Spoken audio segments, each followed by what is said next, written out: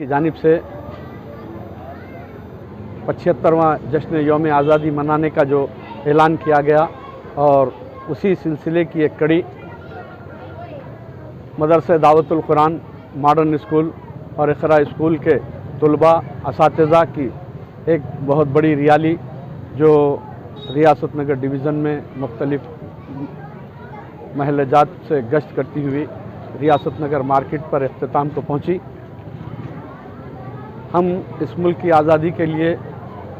इब्तिदा से इंतहा तक इस मुल्क को मजबूत बनाने के लिए तमाम लोगों ने कुर्बानियाँ दी हैं और उन कुर्बानियों का नतीजा है कि आज हम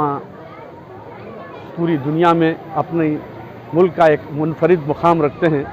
और हम ये चाहते हैं कि बिला लिहाज मज़हब व मिलत जिस तरीक़े से इस मुल्क की आज़ादी के लिए हमने अपना खून बहाया, उसी तरीक़े से मिलजुल कर इस मुल्क की तरक्की के लिए आगे बढ़कर काम करें ताकि दुनिया में हमारी एक अलग पहचान बने और हमारी जमहूरियत की भी बका हो और हमारी आज़ादी का तहफ़्फ़ुज़ हो। बिस्मिल्लाहिर्रहमानिर्रहीम। आज का ये जुलूस अपने काउंसलर सलीम बेग साहब के ज़ेर निगरानी चलने वाला ये जुलूस है जो इस मुल्क के आज़ादी के 75 साल के मुकम्मल होने की खुशी के इजहार में आज हम और आप इस इलाके का जुलूस निकाले हैं। और ये असल में मकसद ये है कि हमारे बड़े हमारे उलमा की क़ुरबानियों के नतीजे में आज हमको जगह जगह इस तिरंगे को लहरा कर खुशी का इजहार करने का मौका मिला है। जिस वक्त जालिम दुश्मन अंग्रेज़ ने नापाक इरादे से ईस्ट इंडिया कंपनी कायम करने के बहाने इस मुल्क में घुसकर यहाँ कब्ज़ा किया, जुल्म सितम और नाइंसाफ़ी का बाज़ार गर्म किया, ऐसे मौके पर सबसे पहले आलिम दिन जिस शख्सियत ने इस मुल्क के लड़ाई के लिए जिहाद के लिए फ़तवा देने वाली शख्सियत शाह अब्दुल अज़ीज़ मुहद्दिस देहलवी रहमतुल्लाह अलैह है, जिनके फतवे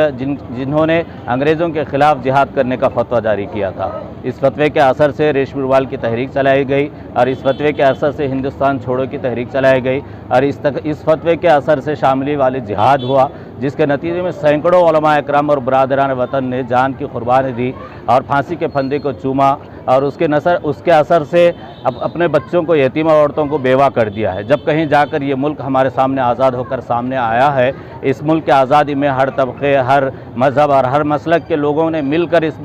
मुल्क को कुर्बानी दी है। इसमें जो सो भगत सिंह और शाह अशफाक़ुल्लाह खां जैसे शख्सियत मुख्तलिफ़ मज़हब के लोगों ने मिलकर इस मुल्क को आज़ाद किया है, जब जाकर ये मुल्क आज़ाद हुआ है। और उसका असर ये कि एक वक्त ऐसा भी आया है कि हिंदू मुसलमान दोनों एक प्लेट में खाना खाया करते थे और अपने मुल्क के इत्तेहाद का इजहार किया। और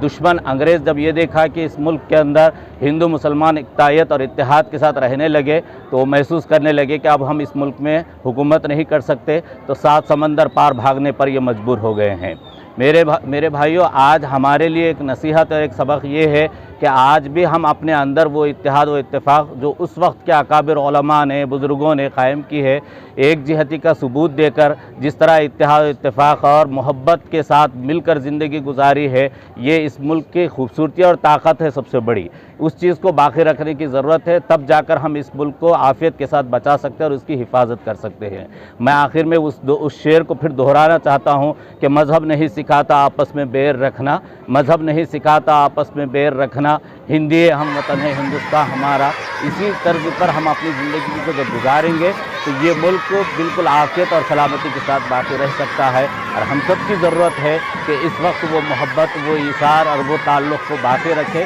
जो इस मुल्क की सबसे बड़ी खूबसूरती और ताकत है।